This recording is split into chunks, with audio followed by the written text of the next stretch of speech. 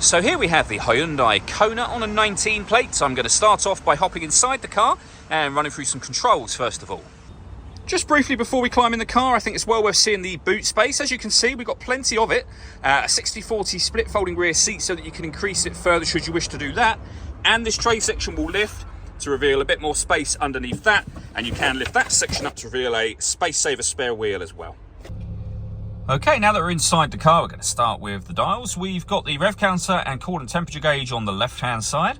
On the right-hand side, the speedometer and fuel gauge. In the middle, you can see the total miles for this car. They're 43,427. And above that, a digital readout for the speedometer. It's worth pointing out that we've also got a heads-up display for the car just there.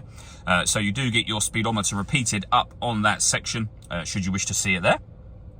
If we back out to the steering wheel, firstly on the right hand side we have these buttons just here. They will change the information that's displayed in that central section for various different bits of info, as you can see, and there are various menus available to you up there as well.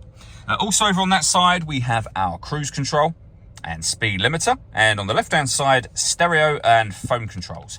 The phone controls can only be used after you pair the phone to the car, and that is done over on the touchscreen in the center just here. So up on the main menu, you'll see it says all menus.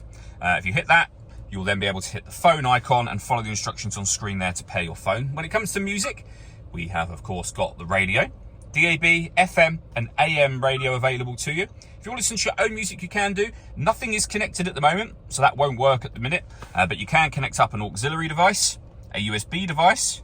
You can also stream your music wirelessly via Bluetooth audio. If the USB device you connect happens to be your smartphone, you'll see there we've got Android Auto and Apple CarPlay available as well. And then this car also has satellite navigation. We've done a full video showing how the sat-nav works, which you can find on our website and on our YouTube channel as well. And lastly, if I put the car into reverse, you will see that we've got a full color reversing camera as well. Working our way down from that, we have the climate control, so you can adjust the temperature.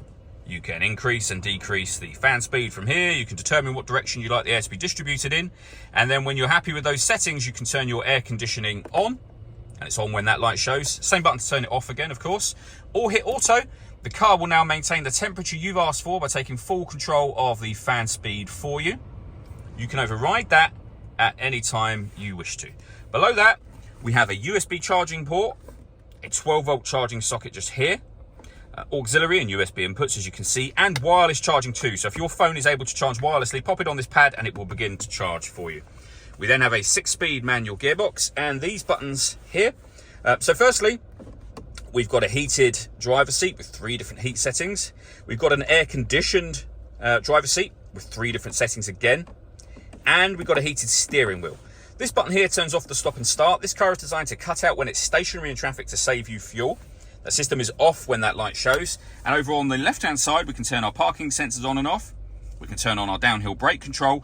And we've got the passenger controls for heated and air-conditioned seat as well.